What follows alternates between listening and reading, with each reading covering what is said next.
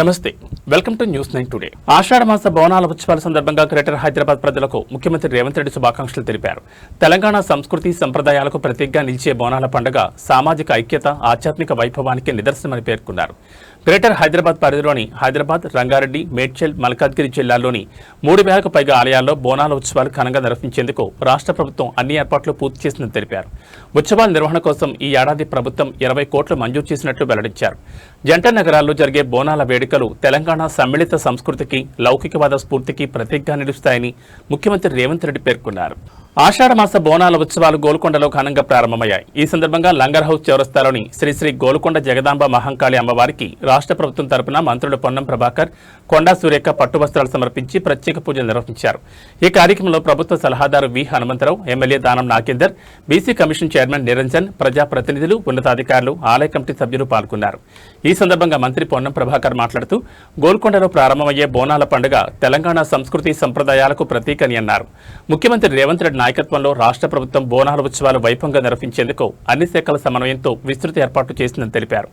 Greater Hyderabad పరిధిలోని సుమారు 3000 ఆలయాలకు ప్రభుత్వం నిధులు కేటాయించిందని, ఉత్సవాలు విజయవంతంగా నిర్వహించేందుకు అన్ని చర్యలు తీసుకున్నామని మంత్రి వెల్లడించారు. వైరల్ ఫీవర్తో అస్వస్థతకు గురై చికిత్స పొందుతున్నప్పటికీ ఆరోగ్యం పూర్తిగా సహకరించకపోయినా మంత్రి వాకటి శ్రీహరి ప్రజలకు ఇచ్చిన ప్రాధాన్యతను చాటుతూ గురువారం గాంధీభవన్లో నిర్వహించిన ప్రజలతో ముఖాముఖి కార్యక్రమంలో పాల్గొన్నారు. ఆసుపత్రి నుంచి నేరుగా గాంధీభవన్కు చేరుకున్న మంత్రి ప్రజల నుంచి వచ్చిన వినతులు, సమస్యలను స్వయంగా ఆలకించి సంబంధిత అధికారులతో మాట్లాడి వీలైనంత త్వరగా పరిష్కరించాలని ఆదేశించారు. ఆరోగ్య సమస్యల మధ్య కూడా ప్రజాసేవకు ప్రాధాన్యత ఇస్తూ కార్యక్రమానికి హాజరైన మంత్రి వాకటి శ్రీహరి తీరును పలువురు అభినందించారు.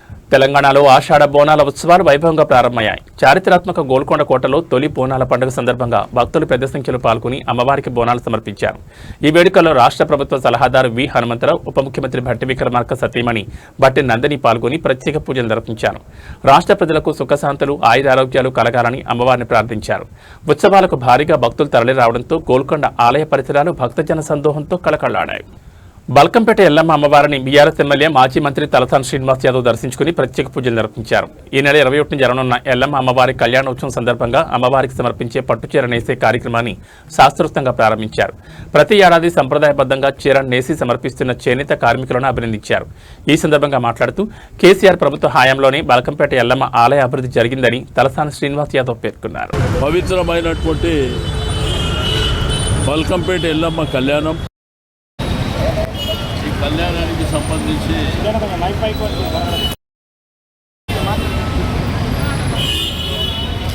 ఆలయం ప్రాంతాల నుంచి విచ్చేసి ఇక్కడే అమ్మవారికి చీర నేసి అమ్మవారికి సమర్పించాలనేటువంటి ఒక ఆనవాయితీని మన చేనేత బిడ్డలు, పద్మశాలి బిడ్డలు మన ప్రభుత్వంలో ప్రారంభించడం జరిగింది. ఆనవాయితీగా వారు నేసినటువంటి అమ్మవారికి కళ్యాణానికి అమ్మవారికి కట్టినటువంటి సాంప్రదాయాన్ని కూడా మనం క్రియేట్ చేయడం జరిగింది. సరే, ఈ నెల 22వ తేదీన కళ్యాణం ఉన్నది కాబట్టి ఎల్లుండి 18 తారీఖు నాడు మళ్ళీ ఇచ్చినప్పుడు అన్ని విషయాలు కూడా మీకు వివరంగా చెప్తాను. ఎందుకంటే బల్కంపేట ఎల్లమ్మ కళ్యాణం అనేటువంటి కార్యక్రమంతో పాటు ఈ దేవాలయ విశిష్ట పెంచడానికి ఆ రోజు మరి తెలంగాణ రాష్ట్రం ఏర్పడిన తర్వాత తొలి ముఖ్యమంత్రి కేసీఆర్ గారి నాయకత్వంలో ఊహించిన అద్భుతాలన్నీ ఇక్కడ చేస్తాం. ఈ షెడ్డు విషయంలో కానివ్వండి, దీంతో పాటు ప్రజలకు ఎటువంటి అసౌకర్యం కలగకుండా చాలా జాగ్రత్తలు తీసుకున్నాం.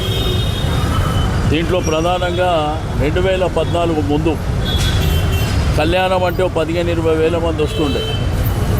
కానీ ప్రజలకు కావాల్సినటువంటి సౌకర్యాలు కానీ వాళ్ళకి ఇబ్బందులు లేకుండా తీసుకున్నటువంటి జాగ్రత్తల విషయంలో ఈరోజు కళ్యాణంకు 7-8 లక్షల మంది వస్తుంది. అయితే స్థానికంగా ఉన్నటువంటి ప్రజలు వచ్చేవారికి అన్నదాన కార్యక్రమాలు కూడా, ప్రసాదాలు, అన్నదాన కార్యక్రమాలు, అదేవిధంగా బ్రేక్ఫాస్టు, ఇటువంటి కార్యక్రమాలు.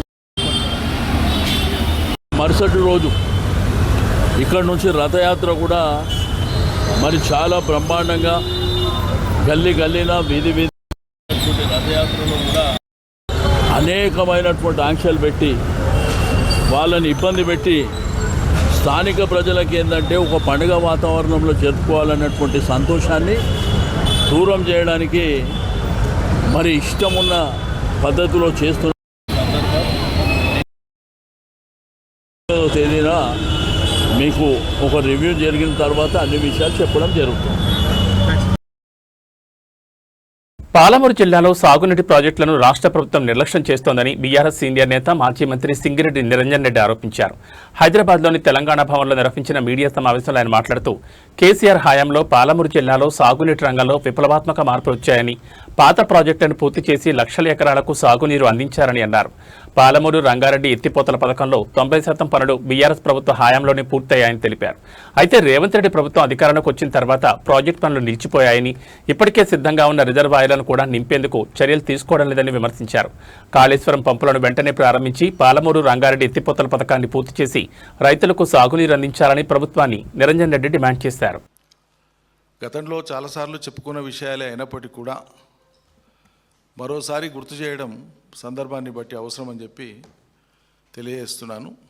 ఎందుకంటే గత బీఆర్ఎస్ హయాంలో కేసీఆర్ గారి సారథ్యంలో 90% పూర్తయినటువంటి పాలమూరు రంగారెడ్డి పనులను విస్మరించి వాటి ప్రస్తావన లేకుండా అదేది జరగనట్లు 34 నెలల క్రితం కేసీఆర్ గారు ఆన్ చేసినటువంటి నార్లాపూర్ పంపు ఇవాళ కొత్తగా నిన్నగాక మొన్న మళ్ళీ స్టార్ట్ చేసి రేవంత్ రెడ్డి గారు సమీక్ష చేసినాకనే పాలమూరులో ఆయన పాదం మోపినాకనే కృష్ణా జలాలు ఏదో పాలమూరులో దుంకినాయనేటువంటి బిల్డప్ ఇవ్వడం అది అపరిపక్వత అనాలనా, అవగాహన రాహిత్యం అనాలనా, లేకుంటే ప్రజలు ఇంత ఏమి తెలియకుండా ఉన్నారు, అమాయకంగా ఉన్నారు అనేటువంటి వీళ్ళ అహంకారపూరిత ధోరణి అర్థం కావట్లేదు.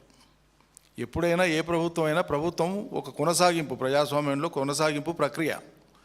పార్టీ ఏదున్నా 5 ఏళ్లకోసారి ఎవరు అధికారంలోకి వచ్చినా నిరంతరం కొనసాగేది. ఏ సమయంలో ఏ కాలంలో ఎవరి విధాన నిర్ణయాల వల్ల ఎవరి ముందు చూపు వల్ల ఏ మేరకు ఎంత సత్వరంగా పరిష్కారాలు ప్రజలకు జరిగినాయనేటువంటిదే ప్రామాణికం. ఎప్పుడైనా అక్కడి నుంచి ముందుకు చెప్పాల్సి ఉంటుంది ఏదైనా చెప్తే. గతంలో మేము కూడా చాలాసార్లు చెప్పినాం. కేఎల్ఐ కానీ, భీమా కానీ, నెట్టెంపాడు కానీ, కోయిల్ సాగర్ కానీ, ఉమ్మడి పాలమూరు జిల్లాలో ఉండేటువంటి ఈ ప్రాజెక్టులు మొదలుపెట్టినా కూడా కంటి తుడుపు చర్యలుగా మొదలుపెట్టి జలయజ్ఞంలో వేగం పెంచినట్లు నటించి అంతిమంగా పెండింగ్ ప్రాజెక్టులుగానే వాటిని వదిలేసిపోయింది సమైక్య రాష్ట్ర ప్రభుత్వం. తెలంగాణ ఏర్పడే నాటికి ఆనాటి రాజశేఖర రెడ్డి ప్రభుత్వం కానీ, అంతకుముందు చంద్రబాబు ప్రభుత్వం కానీ పాలమూరు జిల్లాకు వాళ్ళ ప్రయత్నంగా ఇచ్చినటువంటి నీళ్ళు అనేటువంటివి మేము చాలాసార్లు చెప్పినాం. కేఎల్ఐలో కేవలం 12,000 ఎకరాలు మాత్రమే మొదటి లిఫ్ట్లో. నెట్టెంపాడు వాళ్ళ హయాంలో పూర్తయింది, కొద్ది భాగం మిగిలి ఉండే. భీమా ఫేజ్ 1 ఫేజ్ 2లో దాదాపు 70-75% పనులు పూర్తి ఉండే, వాటిని మేము పూర్తి చేసినాం.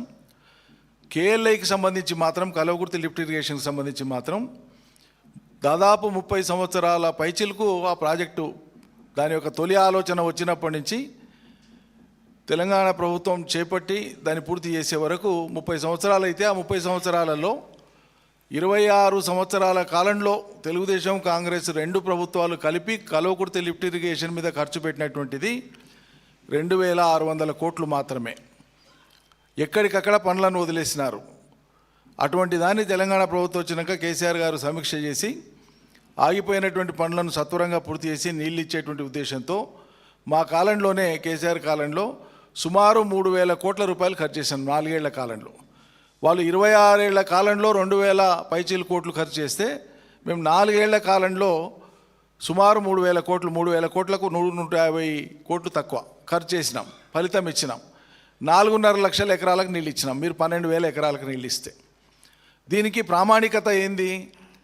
ఏ సంవత్సరం నుంచి ఏ సంవత్సరం బడ్జెట్లో ఎంత ఖర్చు అయింది ఆ ప్రాజెక్టుకి అనేది ప్రభుత్వంలో లెక్క ఉంటుంది. ఆ లెక్కలు తీసే మేము చూపించినాం.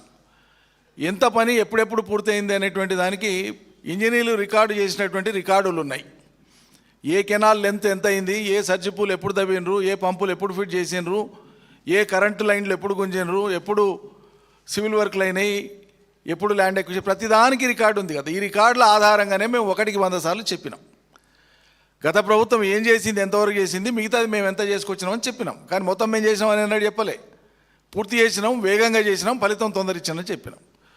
ఇక్కడ మనం అర్థం చేసుకోవాల్సింది ఏంటంటే సమైక్య రాష్ట్రంలో కలిసినటువంటి పాపానికి లేదా మమ్మల్ని కలిపిన పాపానికి పాలమూరు జిల్లా రైతాంగం కానీ పాలమూరు జిల్లా ప్రజలు కానీ మొత్తంగా 2 తరాల జీవితాన్ని కోల్పోయినారు. 174 టీఎంసీల ప్రాజెక్టులను కట్టుకోవడానికి సర్వం సిద్ధం చేసుకున్నటువంటి ఆనాటి ప్రభుత్వంలో, హైదరాబాద్ రాష్ట్ర ప్రభుత్వంలో, బూరుగుల రామకృష్ణారావు గారి ప్రభుత్వంలో తలపెట్టినటువంటి ప్రాజెక్టులను సమైక్య రాష్ట్రం ఏర్పడినాక నీలం సంజయ్ రెడ్డి గారు ముఖ్యమంత్రి అయినాక ఈ ప్రాజెక్టులను అన్నీ రద్దు చేసి పడేసినారు. పాలమూరుకు దక్కింది ఏంది? దక్కవలసినటువంటి భీమా 100 టీఎంసీలు, అప్పర్ కృష్ణ దాదాపు 70 టీఎంసీలు, 60-50 తుంగభద్ర కలిపి 70 టీఎంసీలు, అన్నీ కలిపి 174 టీఎంసీలతో పారాల్సినటువంటి పాలమూరు జిల్లా ఎగువననే గ్రావిటీతో రావాల్సినటువంటి ప్రాజెక్టులు మొత్తం రద్దయిపోయి దక్కింది ఏంటంటే బచావత్ యొక్క ట్రిబ్యునల్ జస్టిస్ బచావత్ గారు దయదలిసి ఇచ్చినటువంటి 20 టీఎంసీలు ఇస్తే దాంట్లోకి వెళ్ళి 18 టీఎంసీలని, కట్టేటప్పటికి 11 టీఎంసీలని, ఆఖరికి ఇప్పుడు 6-6.5 టీఎంసీల జూరాల. అంతకుముందు నిజాం కట్టించినటువంటిది ఆర్డీఎస్ కింద 87,000 ఎకరాలు ఉంటేనంటే అది అడుగంటిపోయి 10-20,000 ఎకరాలు. ఇది మాత్రమే ఉండినటువంటి పాలమూరు ముఖ చిత్రం. అటువంటి పాలమూరును తెలంగాణ తెచ్చినాక తెలంగాణ తెచ్చే క్రమంలోనే పాలమూరు మొత్తం తెలంగాణ ఉద్యమంలో ఒక కీలకమైనటువంటి పాత్ర పోషించింది. పాలమూరు స్థితిగతులు కానీ, ఆనాటి కరువు కానీ, వలసలు కానీ, పేదరికం కానీ, ఆకలి చావులు కానీ, అంబలి కేంద్రాలు నడిపినటువంటి దృశ్యాలు కానీ, విధ్వంసమైనటువంటి పాలమూరు చిత్రం కానీ, ఇది తెలంగాణ ఉద్యమానికి ఆటైనా పాటైనా ఉపన్యాసమైనా ఒక కథా వస్తువు అయింది ఆనాడు. అటువంటి పాలమూరును కేసీఆర్ గారు దీక్ష తీసుకొని పట్టుదలతోన పాత ప్రాజెక్టులను పూర్తి చేసి, చెరువుల కుంటలను దురస్సు చేసి, పాలమూరు రంగారెడ్డి ఉనికిలోకి వచ్చే నాటికే దాదాపు 10 లక్షల ఎకరాలు చెరువుల కుంటలు కావచ్చు, కాలువల ద్వారా కావచ్చు, చెక్ డ్యామ్ల ద్వారా కావచ్చు, యాసంగి వానాకాలం సీజన్లో ఒక 50,000 ఇటు అటుగా ఒకసారి నీటి పారక మొదలైందంటే దాదాపు 10 లక్షల ఎకరాలు వానాకాలం, 7-8 లక్షల ఎకరాలు యాసంగిలో వరి పంటలు పండేటువంటి ఒక ముఖ చిత్రాన్ని మనం ఆవిష్కరించినాం. ఇది కళ్ళ ముందలు ఉంది, రైతులు అనుభవించిండ్రు, రైతుల అనుభవంలో ఉంది. పంటలు పండినాయి, రైతు బంధు వచ్చింది, సుభిక్షంగా అయినరు, ఇండ్లు బాగైనాయి, ఊర్లు బాగైనాయి, ఆర్థిక స్థితిగతులు పెరిగినాయి, వ్యాపారం పెరిగింది, వర్తకం పెరిగింది, కొత్త జిల్లాలు అయినాయి, ఆర్థిక కేంద్రాలుగా వృద్ధి చెందినాయి, గృహ నిర్మాణం పెద్ద ఎత్తున మొదలైంది. వివిధ సామాజిక కోణాలలో, ఆర్థిక కోణాలలో పాలమూరు ముఖ చిత్రం మారింది. ఈ స్థితి ఒకటి సరిపోదు. ప్రారంభంలోనే ఒకవైపు పెండింగ్ ప్రాజెక్టుల కృషి చేస్తూనే పాలమూరులో ఉండేటువంటి సాగుకు యోగ్యమైనటువంటి 35 లక్షల ఎకరాల భూమిలో అత్యధిక భాగం భూమిని వినియోగంలోకి తేవాలంటే ఒక మరో భారీ ప్రాజెక్టే అవసరం, దీనికి శరణమని ఉద్యమ కాలంలో మాట్లాడుతూ వచ్చినటువంటి పాలమూరు రంగారెడ్డిని శ్రీశైలం దగ్గర సోర్స్ పెట్టి, దానికి కూడా తుంగభద్ర నీళ్ళు వచ్చి కింద శ్రీశైలంలో జూరాల దిగువన కలుస్తాయి, అలంపూర్ దగ్గర దిగువన శ్రీశైలంలో కలుస్తాయి కాబట్టి ఆ నీళ్లను వాడుకునేటువంటి వెసులుబాటు ఉంటుంది. అది ఒకటే 400 టీఎంసీలు వస్తుంది. కాబట్టి పాలమూరు రంగారెడ్డికి సోర్స్ అనేటువంటిది నిరంతరం నీళ్లు ఉండేటువంటి ఒక సోర్స్గా శ్రీశైలంలో పెట్టి అక్కడి నుంచి పాలమూరు రంగారెడ్డి ప్రాజెక్టును కన్సీవ్ చేసి 8 నెలల్లోనే ఎస్టిమేట్స్ కంప్లీట్ చేసినంత భారీ ప్రాజెక్టుకు. సమైక్య రాష్ట్రంలో కట్టిన ఏ ప్రాజెక్టు కూడా 8 నెలలు కాదు, 8-10 ఏండ్లు కేవలం ఎస్టిమేట్స్కు తీసుకునేది ఆనాటి ప్రభుత్వాలు, ఎస్టిమేట్స్ తయారు చేయడానికే. అటువంటిది 8 నెలల కాలంలో ఎస్టిమేట్స్ కంప్లీట్ చేసి జూన్ 2015 నాడు శంకుస్థాపన చేసి, అంటే ప్రభుత్వం ఏర్పడిన ఏడాదిలోనే సొంత నిధులతోన, ఎందుకంటే అప్పటికే పాలమూరు రంగారెడ్డి ప్రాజెక్టు తలపెడుతున్నాం అనగానే ఆంధ్రప్రదేశ్ వాళ్ళు కొరీలేయడం మొదలుపెట్టినారు. ఇది కొత్త ప్రాజెక్టు కాబట్టి అనుమతి తీసుకోవాలన్నారు, జలసంఘం అనుమతి కావాలన్నారు, అపెక్స్ కౌన్సిల్ అనుమతి కావాలన్నారు. లేదు, ఇదివరకే దీని సర్వే కోసము ఎస్టిమేట్స్ కోసం జీవో పాస్ అయింది కాబట్టి ఇది పాత ప్రాజెక్ట్ అనేటువంటి ఆ కండిషన్తోన, ఆ లీగల్ ఎక్స్క్యూజెస్తోన మనం ముందుకు పోయినాం. అవాంతరాలు ఏదైనా అనుకోకుండా వస్తే ప్రాజెక్టు నిధులలేమితో ఇబ్బంది పడవద్దు అనేటువంటి ఉద్దేశంతో ఆనాడు కేసీఆర్ గారు రాష్ట్ర ప్రభుత్వం సొంత నిధులతోన పాలమూరు రంగారెడ్డిని చేపట్టాలని నిర్ణయం తీసుకున్నారు. ఇది చారిత్రాత్మకమైనటువంటి నిర్ణయం పాలమూరు చరిత్రలో, పాలమూరు జిల్లాకు వర్తింపేటువంటి అంశంలో.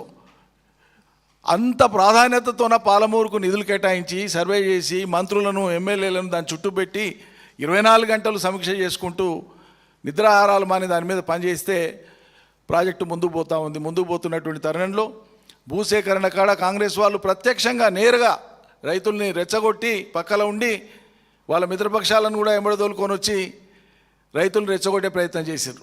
ఒకటికి 2 సార్లు రైతుల్ని, ఒకసారి కాదు 2 సార్లు కాదు 100 సార్లు ఆయా గ్రామాలు పోయి ఆయా రైతాంగంతో పోయి మేమందరం కూడా ఆనాడు భూసేకరణ సజావుగా జరగడానికి తోడ్పడ్డాం. భూసేకరణను అవసరమైన మొత్తం భూసేకరణ పాలమూరు రంగారెడ్డి మొత్తానికి 5 రిజర్వాయర్లు, పంప్ హౌజులు, కెనాల్స్ అన్నీ కలిపి ఆనాటికి కంటెంప్లేట్ చేసింది. 27,300 ఎకరాల పైచిలుకుంటే 27,000 పైచిలుకు ఎకరాలను మేము సేకరించినాం.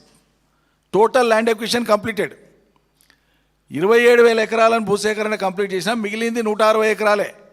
ఏంది ఈ 160 ఎకరాలు? ఎక్కడైనా భూమి దేవాదాయ శాఖకు రైతులకు మధ్యలో వివాదం ఉంది, ఏదులలో 40 ఎకరాలు అట్లా వివాదం ఉంది, అంతే తప్ప భూసేకరణకు ఆటంకం కాదు. అది వివాదంలో ఉండేటువంటివి, కోర్టు తీర్పులలో ఉండేటువంటివి, అటువంటివి ఏదైనా 1 ఉంటే 120, అవి ఎక్కడా దేనికి ఆటంకం కాదు. 27,000 ఎకరాలు సేకరించిన చోట 160 ఎకరాలను పట్టుకొని అవగాహన రాహిత్యమా లేకుంటే ప్రజలకు అవగాహన లేదనేటువంటి భ్రమలో ఉంటాడో ముఖ్యమంత్రి తెలియదు. కానీ భూసేకరణ గాంధీ రిజర్వాయర్లు ఎట్లా నింపాలి, ఏడ నింపాలి, నీళ్ళు ఏడబోయాలని చెప్తాడు. అంటే జనానికి ఏం తెలియనట్లు కొత్తగా నేర్పుతున్నట్లేనా? చేసిన 27,000 ఎకరాల భూసేకరణ రాష్ట్ర ప్రభుత్వం నిధులతో చేయలేదా? ల్యాండ్ ఎక్విజిషన్ అవార్డ్స్ పాస్ చేయలేదా కలెక్టర్సు? కంపెన్సేషన్ రైతులకు ఇవ్వలేదా? రికార్డులు లేవా? ఇవన్నీ ఎట్లా మాట్లాడతారు ఇంత బాధ్యతారహితంగా? బాధ్యతారహితం అనాలనా, అపరిపక్వత అనాలనా, అహంకారం అనాలనా, అజ్ఞానం అనాలనా, ఏమనాలి దీన్ని? ఇట్లా మాట్లాడడంతో పాటు ఇట్లా అనేక సార్లు మాట్లాడారు. నేను ఎందుకు ఇదంతా చెప్తున్నానంటే, నిన్న ఉపన్యాసం ఇచ్చేటప్పుడు అక్కడ ముఖ్యమంత్రి మాట్లాడలేదు, కానీ ఆయనను ప్రసన్నం చేసుకోనికే అక్కడ ఉండేటువంటి నాయకులు మాట్లాడుకుంటా ఇక మీరు పాదం మోపినాక, మీరు సమీక్ష చేసినాకనే పాలమూరులో నీళ్లు పడుతున్నాయి అనేటువంటి ఏమంటారు దాన్ని, ఆ భజన మాటలు మాట్లాడితే, మీరు భజన చేసుకోండి, కాళ్ళు మొక్కండి, లేకుంటే ఇంకా పాద పూజ చేయండి, మాకేం అభ్యంతరం లేదు. ఎవరి పార్టీ నాయకులు వాళ్ళు గౌరవిస్తే పూజ చేస్తే మేమెందుకు అభ్యంతరం పెడతాం? కానీ ప్రజల్ని ఎందుకు భ్రమలకు గురి చేస్తారు? 2.5 ఏళ్ళు మీ ముఖ్యమంత్రికి పాలమూరు జిల్లా మీద పాదం మోపనికైనా తీరిక దొరకలేదు, పాలమూరు రంగారెడ్డి మీద సమీక్ష చేయనికైనా తీరిక దొరకలేదు. ఇదే వేదిక నుంచి 60-70 సార్లు మాట్లాడింటాను నేను మా నాయకులందరూ. ఇక్కడి నుంచే జిల్లా నుంచి ఒక 100 సార్లు మాట్లాడింటాం. 70 సార్లు ఢిల్లీకి పోనికే టైం దొరికినోడికి పాలమూరు బిడ్డకు పాలమూరు ప్రాజెక్టును సమీక్షించేటువంటి తీరిక లేదని చెప్పి మాట్లాడి ప్రెషర్ మౌంట్ చేస్తే ఒక పూట అట్లా వచ్చి హెలికాప్టర్లో వచ్చి అట్లా తిరిగిపోయి ఎక్కడ ఏ పని ఎంత అయింది, ఎంత కావాల్సింది, ఎంత నిధులు ఇస్తే ఎన్ని రోజుల్లో పూర్తి అవుతుంది అనేటువంటి ఒక్క డైరెక్షన్ కూడా ఇంజనీర్లకి ఇవ్వకుండా ఒట్టిగా వాపసు వచ్చేసాను. వస్తూ ఏం మాట్లాడతారు, ఎట్లా నింపుతామండి భూసేకరణ గాంధీ, ఎట్లా నింపుతాం, ఇట్లా మాట్లాడొచ్చునా? ఓ ప్రభుత్వ అధినేత ఇంత బాధ్యతారహితంగా మాట్లాడొచ్చునా? ఏమంటారు దీన్ని? నెగ్లిజెన్స్ అంటారా? ఏమనాలి? దీనికి ఏం పదాలు వాడాలో నాకైతే అర్థమైతే తెలియదు. కాబట్టి ఈ పాలమూరు ప్రాజెక్టులో 27,000 ఎకరాల భూసేకరణ పూర్తి చేసి మేము దిగిపోయే నాటికే 32,000 కోట్ల రూపాయల విలువైనటువంటి పనులను చేసినాం. ఆ పనులు ఏవేవి అంటే, 5 రిజర్వాయర్లు కట్టినాం. ప్రజలకు తెలిసినవైనా మళ్ళొకసారి చెప్పాలి కాబట్టి నేను చెప్తున్నాను. నార్లాపూర్, ఏదుల, వట్టెము, కర్వెన, ఉద్దండాపూర్ 5 రిజర్వాయర్లు కట్టినాం. ఈ 5 రిజర్వాయర్ల యొక్క ఇంపౌండింగ్ కెపాసిటీ, నీళ్లు ఆగి ఉండేటువంటి కెపాసిటీ 68 టీఎంసీలు. 68 టీఎంసీల సామర్థ్యం ఉండేటువంటి 5 రిజర్వాయర్లను కట్టినాం. ఈ 5 రిజర్వాయర్ల యొక్క కట్టల యొక్క లెంత్ ఏవైతే ఉందో రిజర్వాయర్లు 75 కిలోమీటర్లు. 5 రిజర్వాయర్ల కట్టల యొక్క లెంత్ వచ్చేసి 75 కిలోమీటర్లు. కట్టాలంటే మామూలు కట్టలు కావు, మీరు చూస్తే ఆశ్చర్యపోతారు. 15, 18, 17 టీఎంసీల రిజర్వాయర్ల కట్టాలు ఎంత ఎత్తు ఉండాలో మీరు ఒకసారి ఆలోచించేయండి. పైన 4 లైన్ రోడ్ అంత ఉంటాయి కట్టాలు, ఒక్కొక్కటి వెడల్పు 30, 40, 50 మీటర్ల ఎత్తులో ఉండేటువంటివి ఉన్నాయి. అక్కడ ఉండేటువంటి గ్రేడియంట్ లెవెల్స్ని బట్టి. ఆ తర్వాత పంప్ హౌస్లోకి వచ్చేవి వచ్చి, లెంత్లో కెనాల్ లెంత్కు కనెక్ట్ చేసేవి వచ్చి, అండర్ గ్రౌండ్ టనల్స్ ఏవైతే ఉన్నాయో, ఒక్క టనల్ యొక్క వ్యాసార్థము, డయామీటర్ అంటాం, ఒక టనల్ యొక్క వ్యాసార్థం 11.5 మీటర్లు, అంటే 11.5 మీటర్లు. 11.5 మీటర్లు అంటే దాదాపు 35 ఫీట్లు 35 ఫీట్ల వ్యాసార్థంతోనే ఉండేటువంటి టనల్స్ 120 కిలోమీటర్ల నిడివిన పూర్తి చేసినాం, కంప్లీట్ చేసినాం ఎప్పుడో. ఆ తర్వాత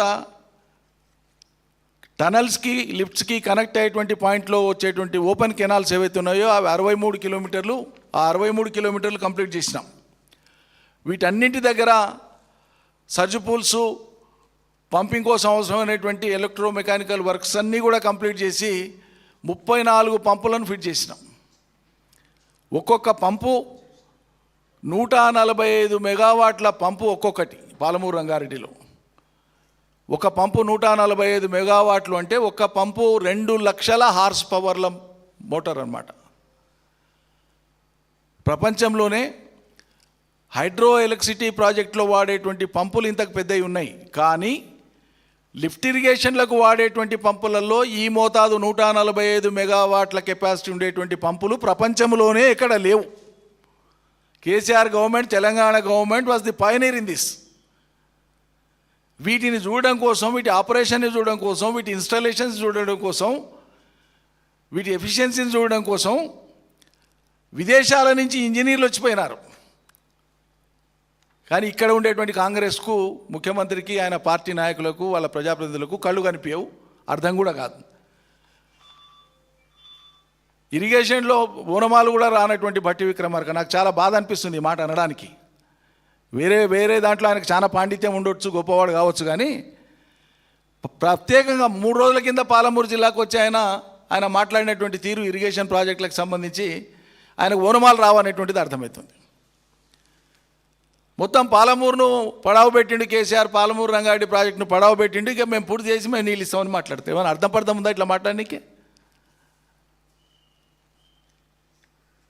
ఆ తర్వాత ఈ పాలమూరు రంగారెడ్డికి అవసరమైనటువంటి కరెంటు కావాలంటే ప్రత్యేక లైన్లు వేయాలి. టవర్ లైన్స్ అంటారు వీటిని, మామూలు పొలుసు వేసే లైన్ కాదు, టవర్ లైన్ ఇది. ఒక్కొక్క పంపింగ్ స్టేషన్ దగ్గర ఎన్ని మెగావాట్ల యొక్క సబ్స్టేషన్ అవసరమో తెలిసిన 400 kV సబ్స్టేషన్ అవసరం ఒక్కొక్క చోట. 4 పంపింగ్ స్టేషన్ల దగ్గర ఒక్కొక్కటి 400 kV సబ్స్టేషన్ని ఏర్పాటు చేసినాం. ఆ తర్వాత 250 కిలోమీటర్ల టవర్ లైన్, అది అన్ని పంపింగ్ స్టేషన్ల దగ్గర కలిపి గ్రిడ్ నుంచి అనుసంధానం చేసేటువంటి టవర్ లైన్స్ సుమారు 250 కిలోమీటర్ల టవర్ లైన్స్ని వేసినాం. ఇన్ని పనులు మీరు 190 కేసులు వేసి ఆంధ్రప్రదేశ్ ప్రభుత్వం దిక్కు దాయాదుల పోరు, 190 రకాల కంప్లైంట్స్, పర్యావరణ అనుమతులకు పోతే అక్కడ కంప్లైంట్స్, ఎన్విరాన్మెంటల్ క్లియరెన్సెస్ కాడ కంప్లైంట్స్, హైడ్రాలజీ క్లియరెన్స్ కాడ కంప్లైంట్స్, సుప్రీంకోర్టులో కేసు, కేంద్ర ప్రభుత్వం దగ్గర ఫిర్యాదులు, హైకోర్టులలో కేసులు, ఇన్ని రకాల అవాంతరాలు కల్పించినా కూడా ప్రత్యక్షంగా కాంగ్రెసే. వాళ్ళ కాలంలో కృష్ణ మీద 50 TMCల నీళ్ళు ఎనికే చేత కాలేదు వీళ్ళకు. 50 ఏండ్ల కాలంలో 50 TMCల నీళ్లను కూడా పాలమూరుకి ఇవ్వడానికి చేతగానటువంటి వాళ్ళు ఇలా ఇంత పెద్ద బృహత్ ప్రాజెక్టును మేము దశకు తీసుకొని వస్తున్న కాలంలోనే 100 రకాల మోకాళ్ళు అడ్డమేసినారు. చాలా ఈర్ష్యతో, ద్వేషంతో పనిచేసినారు. అడుగడుగున ఆటంకాలు కల్పించే ప్రయత్నం చేసినారు. ఇంత బ్రహ్మాండమైనటువంటి పనులు చేసిన తర్వాత ఇంకా ఎక్కడికక్కడ కాస్ట్ ఎఫెక్టివ్ ఎక్కడ రెడ్యూస్ అవుతుంది అనేటువంటి సుదీర్ఘంగా సాంకేతిక నిపుణులతో ఆలోచన చేసేలా లిఫ్ట్ ఇరిగేషన్స్కు ఇప్పటిదాకా ఉండేటువంటి అనుభవంలో ఎక్కడైనా సరే ఓపెన్ పంపింగ్ స్టేషన్స్ పెట్టినారు. సర్ఫేస్ మీద, భూమి మీద ల్యాండ్ ఎక్విజిషన్ను మినిమైజ్ చేయొచ్చు, కాస్ట్ను తగ్గించవచ్చు, తర్వాత అర్లీ కంప్లీషన్ ఆఫ్ వర్క్, తొందరగా పనిని ముగించవచ్చు అనేటువంటి ఈ 3 కారణాల చేత మేము అన్నీ కూడా అండర్గ్రౌండ్ పంపింగ్ చేసినాం. ఈ అండర్గ్రౌండ్ పంపింగ్ అనేటువంటిది this is now appreciated by the world engineers.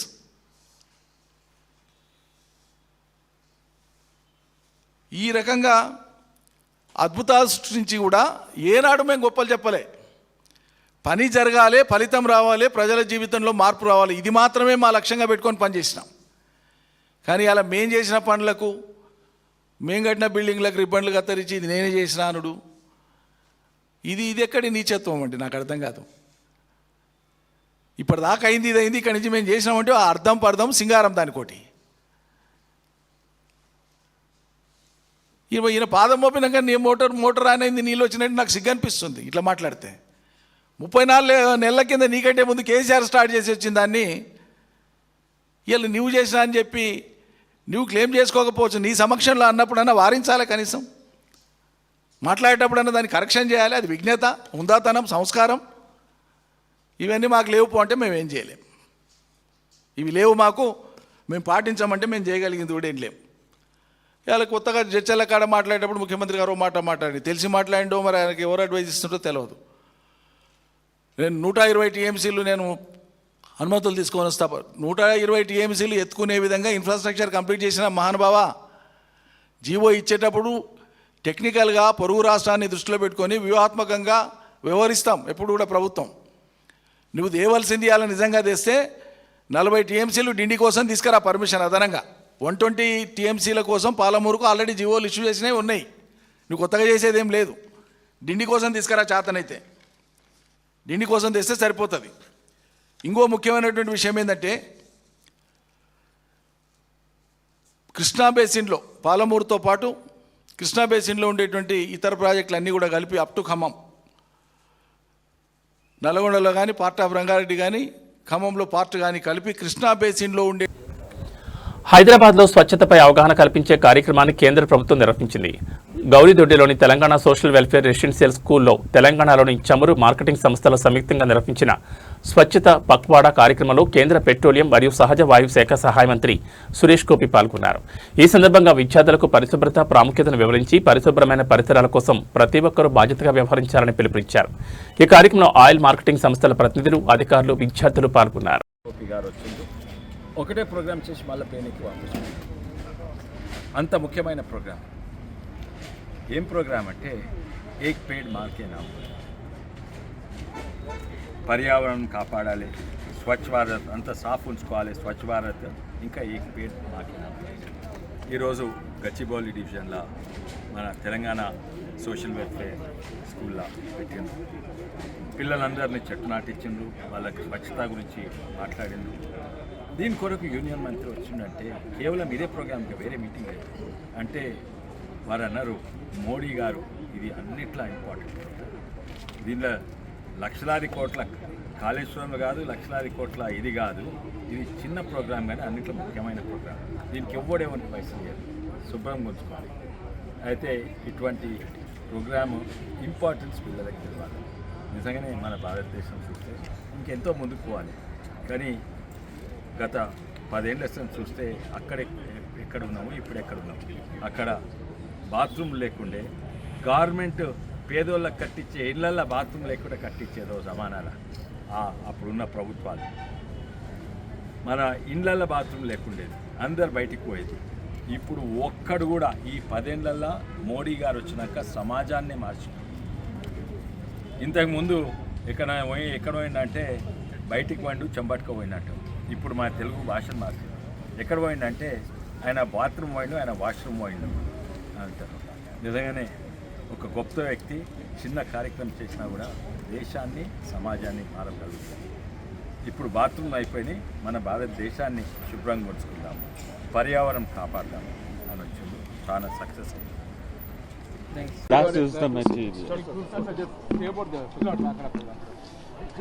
See, 15 days program. This is the 14th day. I have been traveling through many states, doing act of benevolence, which was Prime Minister Modi ji's design, and give a green cover as protection to Mother Earth in your mother's name. So both are forces of protection or dekhbhal. Children are being brought up by their ammas. So a tree in their mother's name, attributed to Mother Nature, माँ भारती को एक इतना सा penance करना चाहिए, प्रायश्चित करना चाहिए.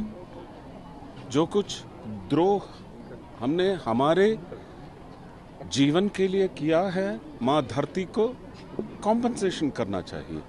This is compensation for humanity.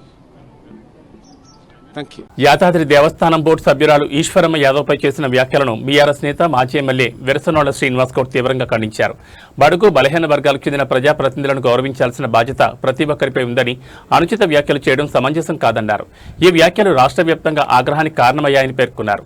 సంబంధిత వ్యక్తులు వెంటనే బహిరంగ క్షమాపణ చెప్పాలని డిమాండ్ చేశారు. రాజకీయాల్లో సంయమనం, సహనం అవసరమని, వ్యక్తిగత దూషణలకు తావు ఉండకూడదని సూచించారు. లేని పక్షంలో రాష్ట్ర వ్యాప్తంగా నిరసనలు, ధర్నాలు చేపడతామని శ్రీనివాస్ గౌడ్ హెచ్చరించారు. సిద్దిపేట జిల్లా హుస్నాబాద్లో ఫీజు రియంబర్స్మెంట్ బకాయిలు విడుదలను కోరుతూ ఏబీవీపీ విద్యార్థి సంఘం నాయకులు వినూత్నంగా నిరసన తెలిపారు. అంబేద్కర్ చౌరస్తాలో ముఖ్యమంత్రి, మంత్రుల చిత్రపటాలకు రక్తంతో అభిషేకం చేసేందుకు ప్రయత్నించగా పోలీసులు వారిని అడ్డుకుని పోలీస్ స్టేషన్ తరలించారు. ఈ సందర్భంగా ఏబీవీపీ నాయకులు మాట్లాడుతూ రాష్ట్రంలో పెండింగ్లో ఉన్న ఫీజు రియంబర్స్మెంట్, స్కాలర్షిప్ బకాయిలను వెంటనే విడుదల చేయాలని ప్రభుత్వాన్ని డిమాండ్ చేశారు. విద్యార్థులు, రైతులు, నిరుద్యోగుల సమస్యలపై ప్రభుత్వం స్పందించాలని కోరుతూ ఫీజు రియంబర్స్మెంట్ పథకాన్ని నిర్వీర్యం చేసే ప్రయత్నాలను సహించబోమని హెచ్చరించారు.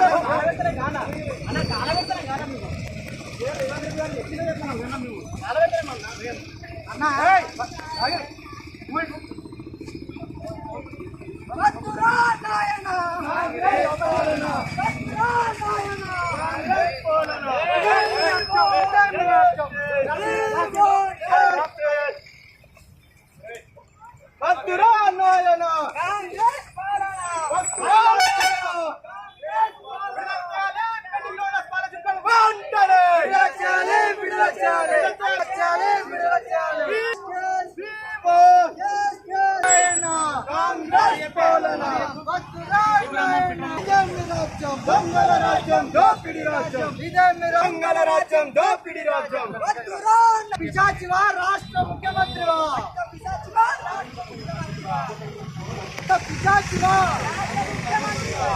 పిశాచివా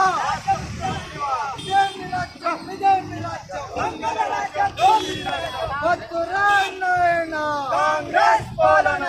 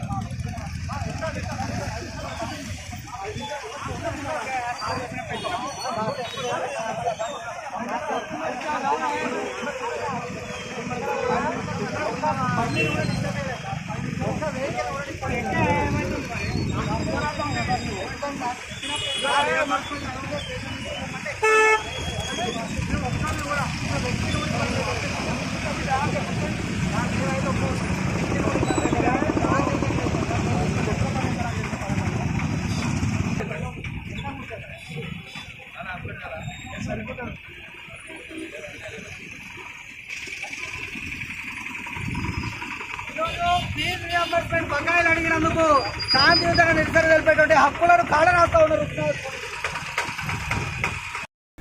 తిరుమల శ్రీవారి సన్నిధిలో ప్రముఖుల రద్దీ కొనసాగుతోంది. ఆంధ్రప్రదేశ్ ముఖ్యమంత్రి చంద్రబాబు నాయుడు సతీమణి నారా భువనేశ్వరి స్వామివారిని దర్శించుకుని ప్రత్యేక పూజల్లో పాల్గొన్నారు. మరోవైపు ఆంధ్రప్రదేశ్ అసెంబ్లీ స్పీకర్ చింతకాల అయ్యన్న పాత్రుడు, శాసనసభ వన్యప్రాణులు, పర్యావరణ కమిటీ సభ్యులతో కలిసి శ్రీవారిని దర్శించుకుని స్వామివారి ఆశీస్సులు పొందారు. తీర్థ ప్రసాదాలు స్వీకరించి వేదాశీర్వచనం అందుకున్నారు.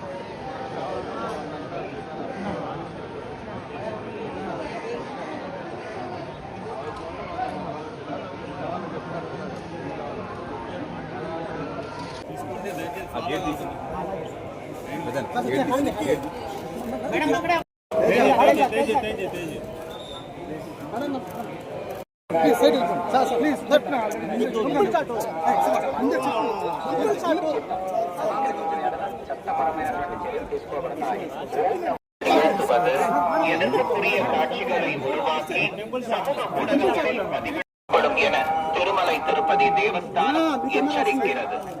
நமோ வெங்கடேசாய. Appeal to devotees. Action will be taken against the violators. Tirumala ಕ್ಷೇತ್ರದಲ್ಲಿ ರಾಜಕೀಯ ಭಾಷಣ ಮಾಡುವುದು ಮತ್ತು ಆಕ್ಷೇಪಾರ್ಹ ರೀಲ್ಗಳನ್ನು ತಯಾರಿಸಿ ಸಾಮಾಜಿಕ ಜಾಲತಾಣಗಳಲ್ಲಿ ಪೋಸ್ಟ್ ಮಾಡುವುದು ನಿಷೇಧಿಸಲಾಗಿದೆ.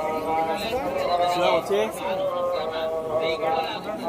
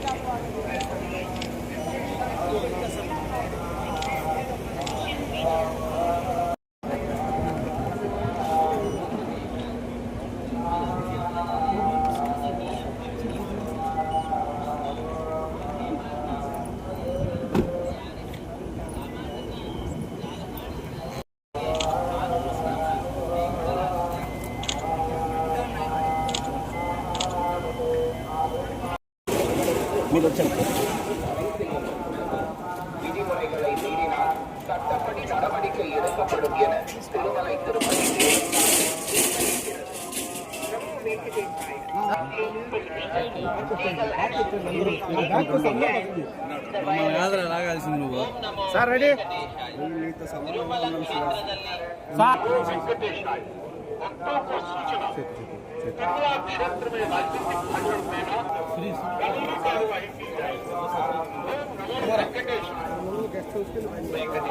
సురేష్ అన్న నిలబడతాడు కింద కింద ఉంది తీసా ఇబ్బంది అవుతుంది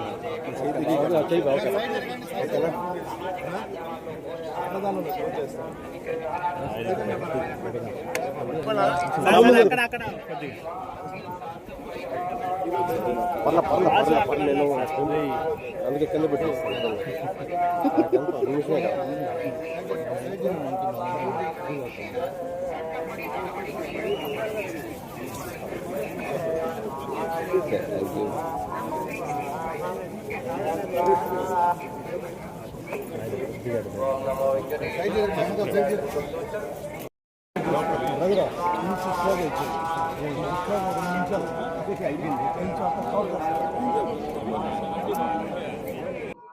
ముందుగా ఒక చిన్న విషయం చెప్తాను మీకు. నేను లాస్ట్ టైము స్వామివారి దర్శనకి వచ్చాను. నేను అప్పుడు రాజ్యసభ ఎలక్షన్ ఇంకా అవ్వలేదు. కమిటీ వచ్చి మీ ప్రెస్ ముందు మాట్లాడుతూ మీరు అడిగారు ఏం కోరుకున్నారని అన్నీ చెబుతూ మా అబ్బాయికి కూడా రాజ్యసభ సీట్ ఇవ్వమని చెప్పి అడిగాను స్వామివారిని అని మొక్కుని వెళ్ళాను. వెళ్ళిన 3వ రోజుకి రాజ్యసభ వచ్చింది మా అబ్బాయికి, విజయ్కి, స్వామివారి దయ వల్ల, మీ అందరి వల్ల. మరి ఈరోజు ఎందుకు వచ్చామంటే మాదొక కమిటీ, వైల్డ్ లైఫ్ కమిటీ అని జూస్ ఉన్నాయి కదా, మన జూలు ఉన్నాయి కదా, జూలు డెవలప్ చేయడం కోసం అని చెప్పి ఒక కమిటీ ఉంది. ఈ కమిటీ అన్ని రాష్ట్రాల్లో లేదు, కొన్ని రాష్ట్రాల్లో ఉంది, దాంట్లో మన ఆంధ్ర రాష్ట్రం ఒకటి. దీనికి ఎవరైతే స్పీకర్గా ఉంటారో వారు చైర్మన్గా ఉంటారు, మిగతా వాళ్ళందరూ మెంబర్లుగా ఉంటారు. వారిలో శ్రీనివాసులు గారు, పులపర్తి నాని గారు, నరేంద్ర వర్మ రాజు గారు, గుండు శంకర్రావు గారు, పాలవలస శ్రీకాంత్ గారు చెప్పి అందరూ కమిటీ మెంబర్లు. దానికి నేను చైర్మన్గా ఉన్నా. 2 days బ్యాక్ నేను కమిటీ టూర్ వేసాం, విశాఖపట్నం జూని సందర్శించాం. తర్వాత ఈరోజు మన తిరుపతిలో ఉన్నటువంటి ఈ జూని సందర్శించి అక్కడ ఉన్న లోటుపోట్లు అన్ని పరిశీలించి గవర్నమెంట్కి ఒక రిపోర్ట్ ఇచ్చి దీన్ని డెవలప్ చేయాలనే ఉద్దేశంతో ఇక్కడ ప్రత్యేకంగా రావడం జరిగేది. దానికి చైర్మన్ ఉన్నాను కాబట్టి. మరి ఇక్కడ చూస్తే రాత్రి మేము కూర్చొని ఆఫీసులు ఎంత కూర్చొని పరిశీలిస్తే ఇక్కడ రోజుకి 3,000 మంది వస్తున్నారండి. 2,000 నుంచి 3,000 జూకి. కానీ స్వామివారి దర్శనానికి సుమారు 90,000 నుంచి 1,00,000 మంది వస్తున్నారు రోజుకి. కానీ జూకి వచ్చే వాళ్ళు 3,000 దాటలేదు. ఎందుకు దాటలేదు? పిల్లలతో వస్తారు, సరదా జూకి వెళ్ళాలి కదా, ఎందుకు వెళ్ళలేదని పరిశీలిస్తే జూలో సరైన సౌకర్యాలు లేవు, వాటర్ లేదు, ఎంటర్టైన్మెంట్ ప్రోగ్రామ్స్ లేవు. అలాంటి వాడు ఎందుకు వస్తారు? రారు. అంచేత మనం ఒక విషయం చెప్పాలి మీకు. మన ఆసియా ఏరియాలోనే 3,000 ఎకరాలు ఉన్న జూ మన తిరుపతి జూ. ఇంత పెద్ద జూ ఏరియా ఎక్కడా లేదు. అటువంటి ఏరియాని డెవలప్ చేస్తే సందర్శకులకు వచ్చిన దాంట్లో 50% సందర్శకులకు వచ్చిన జూకి బ్రహ్మాండంగా ఆదాయం వస్తుంది, డెవలప్మెంట్ అవుతుంది. అయితే ఆ ఉద్దేశంతో మేము రావడం జరిగింది. ఇప్పుడు ఇది అయిపోయి దర్శనం అయిన తర్వాత తిన్నగా జూకి వెళ్తున్నాం. మధ్యాహ్నం 1 గంట వరకు జూలో ఉండి అంతా పరిశీలించి ఏం కావాలి, అక్కడ వాటర్ ప్రాబ్లం ఉందని చెప్పారు రాత్రి. ఇవన్నీ కూడా ఎలా చేయాలి, దాని ఖర్చు ఎంత అవుద్ది, బడ్జెట్ ఎంత అవుద్ది, ఆ బడ్జెట్ని, ఆ గ్యాప్ని ఎలా ఫుల్ఫిల్ చేయాలా, ఇవన్నీ జూలో కూర్చొని మధ్యాహ్నం 1 గంట వరకు ఉండి పాయింట్స్ రాసుకొని మళ్ళీ 1 గంట నుంచి కలెక్టర్ ఆఫీసులో కలెక్టర్ గారి సమక్షంలో మీటింగ్ పెట్టాం అందరం కలిసి. దీనికి ఫండ్స్ ఎక్కడి నుంచి రావాలా, గవర్నమెంట్ బడ్జెట్ ఎంత ఇవ్వాలా, మరి మన ఫ్యాక్టరీలు సిఎస్ఆర్ గ్రాంట్ ఉంది, ఇక్కడ అన్ని ఫ్యాక్టరీలు ఉన్నాయి, సిఎస్ఆర్ గ్రాంట్ని ఎంత ట్యాప్ చేయాలా, అలాగే గవర్నమెంట్ బడ్జెట్ ఇవన్నీ ఉన్నాయి. టీటీడీ ఉంది, తిరుపతి దేవస్థానం ఉంది. స్వామివారు ఆశీర్వాదంతో అది కూడా డెవలప్ చేయొచ్చు. ఎంతోమంది భక్తులు వస్తున్నారు, వాళ్ళ ఆదాయం ఉంది, 10% డెవలప్ చేస్తున్నారు. ఆ జూను కూడా తిరుపతి దేవస్థానం వాళ్ళు డెవలప్ చేయడం కోసం, రిక్వెస్ట్ చేయడం కోసం కూడా ఈ మీటింగ్ ఉపయోగిస్తుంది. అంతే నా ఉద్దేశం ఏంటంటే ఒక మంచి సెంటర్ ఇది. టూరిస్టులకు 1,000 మంది వస్తున్నారు. వాళ్ళకి వచ్చిన తర్వాత దర్శనం చేసిన తర్వాత ఎక్కడికి వెళ్ళాలో తెలియదు, వాళ్ళు ట్రైన్ కోసం వెయిట్ చేస్తుంటారు. ఈ గ్యాప్లో జూకి వెళ్ళి పిల్లలతో కుటుంబంతో వెళ్ళి ఆ జూలో ఎంజాయ్ చేయడానికి ఒక మంచి ఎంటర్టైన్మెంట్స్ ఏర్పాటు చేస్తే బాగుంటుంది చెప్పి నా ఉద్దేశం. దానికోసం అందరూ వచ్చాం. తప్పనిసరిగా సాధ్యం వరకు ఈ జూని డెవలప్ చేయడం కోసం మా కమిటీ ప్రయత్నం చేస్తామని చెప్పి, దానికి మీ తాలూకు సూచనలు కూడా మేము ఆలోచించి మేము చేస్తాం. మీ లోకల్ పర్సన్స్ కాబట్టి మీ సూచనలు కూడా మీ ప్రెస్ ద్వారా ఇస్తే దాన్ని కూడా పరిగణలోకి తీసుకుంటామని చెప్పి సందర్భం చేస్తాం. తిరుపతి జిల్లా శ్రీకాళహస్తీశ్వర స్వామి దేవస్థానానికి భక్తులు సమర్పించిన హుండీ కానుకల లెక్కింపు పూర్తయింది. గత 22 రోజులుగా హుండీలో సమర్పించిన కానుకలను ఆలయ అధికారులు లెక్కించగా మొత్తం 1.63 కోట్ల ఆదాయం లభించింది.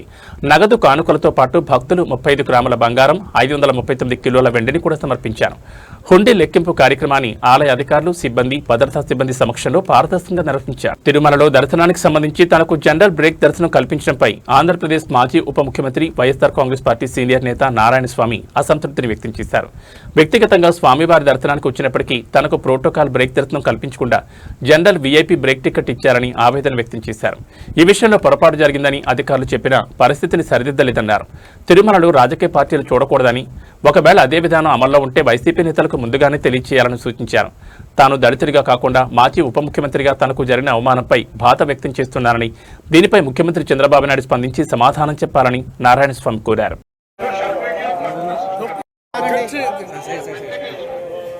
Photo తీసుకోలాగండి sir.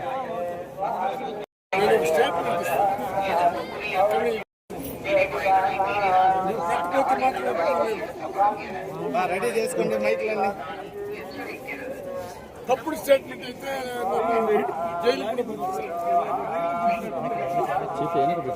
నేను ఆడబెట్టున్నాను చూడు, ఇలా చూడు, నేను ఆడున్నాను, నీది ఆడను చూడు.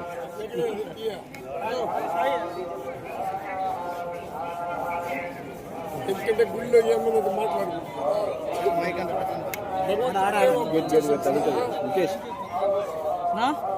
గేట్ తగులుతుంది.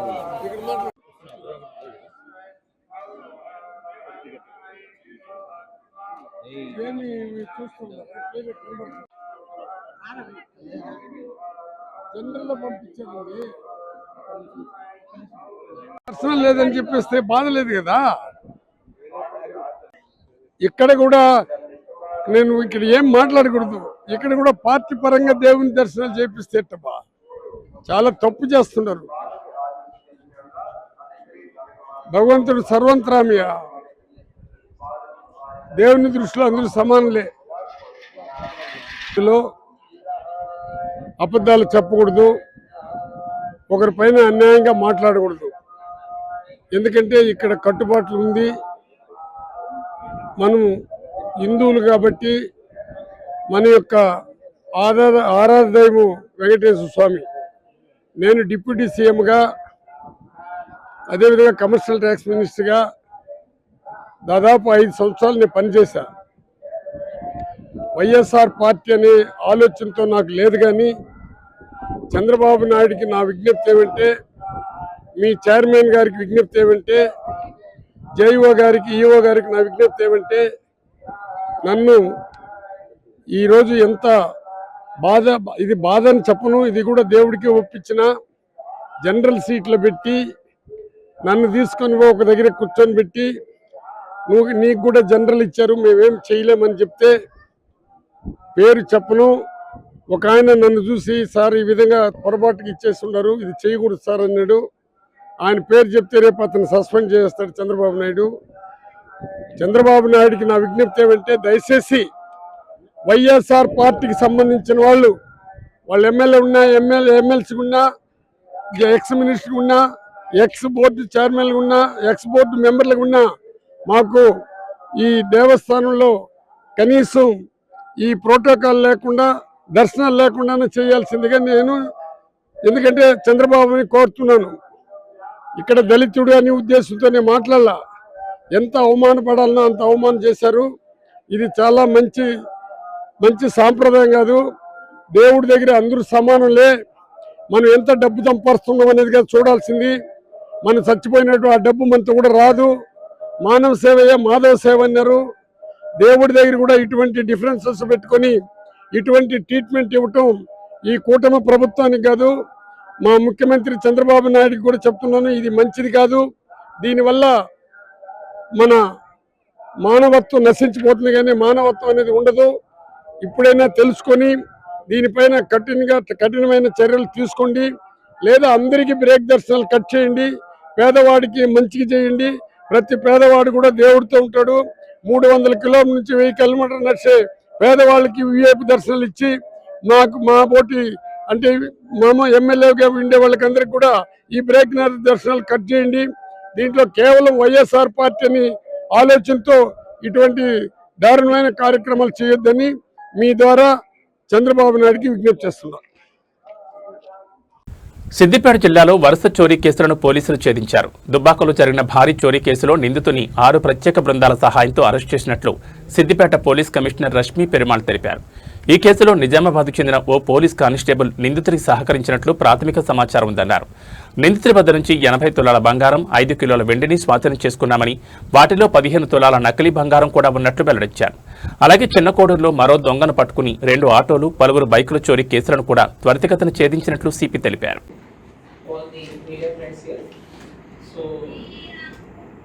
Basically, press meet is regarding 2 cases which have been detected in our district. Firstly is regarding this HB case in Dubaka. ఇది మాకు 29th రోజు రిజిస్టర్ అయింది లాస్ట్ మంత్. సో దీంట్లో వీళ్ళు విక్టిమ్స్ వచ్చేసి బయట ట్రిప్ కోసం వెళ్ళినప్పుడు వాళ్ళ ఇంటి దగ్గర బయట ఉన్న ఐరన్ రాడ్స్, హౌస్కి ఉన్న ఐరన్ రాడ్స్, గ్రిల్ రాడ్స్ని బెండ్ చేసి అక్యూజ్డ్ అఫెండర్ ఇప్పుడు ఈ కేసులో సింగిల్ పర్సన్ భిక్షపతి అని, is a serial offender, previous habitual offender అని. He has entered the premises, ఇట్లా ఐరన్ రాడ్స్ని బెండ్ చేసి లోపలికి వచ్చి అక్కడే లోపలే లాకర్ కీ, వాళ్ళు పెట్టుకున్న హౌస్లో ఉన్న లాకర్ కీస్ అక్కడే విక్టిమ్ వాళ్ళు అక్కడే వదిలేసి వెళ్ళారు. సో ఆ కీస్తోనే డైరెక్ట్లీ ఓపెన్ చేసుకొని దాంట్లో ఉన్న property he has taken.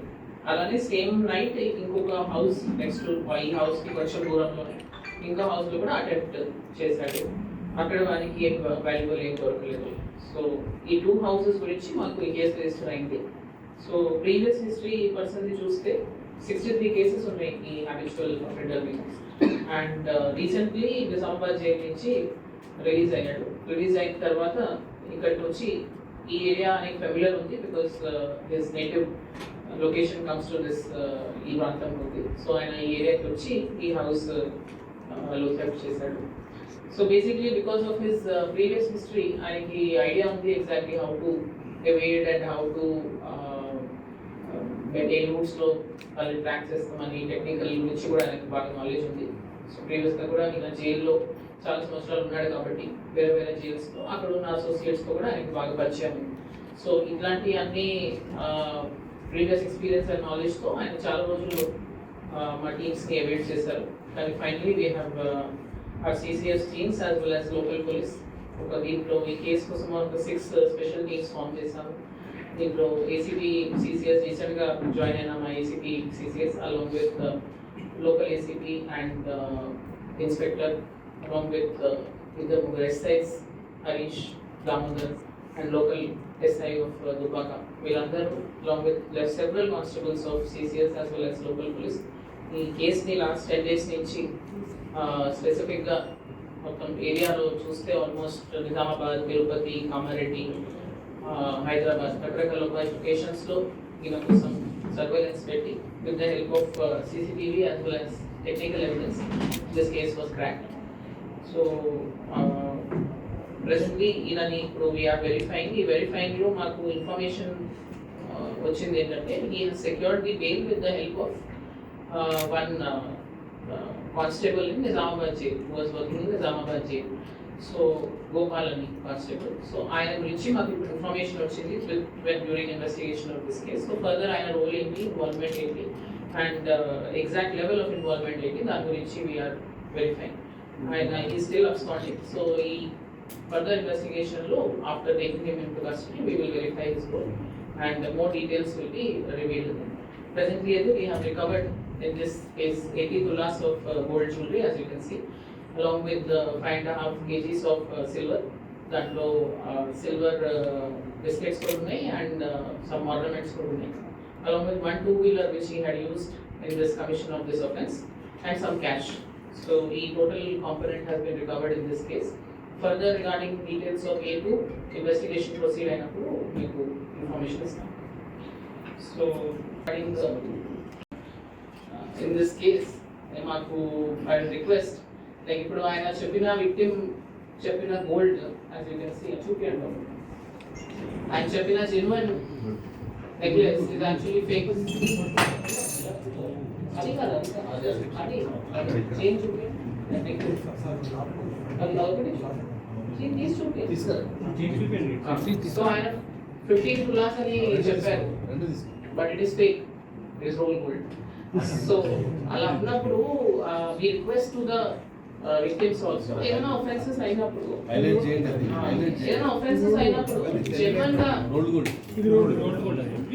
Genuine చెప్తే మాకు every case is equality. Even if 5 tulas పోయినా 50 tulas పోయినా we will still detect the case.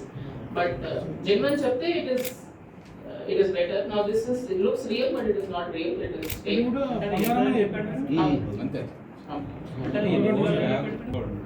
and the intact property in the same bag which was taken from his house.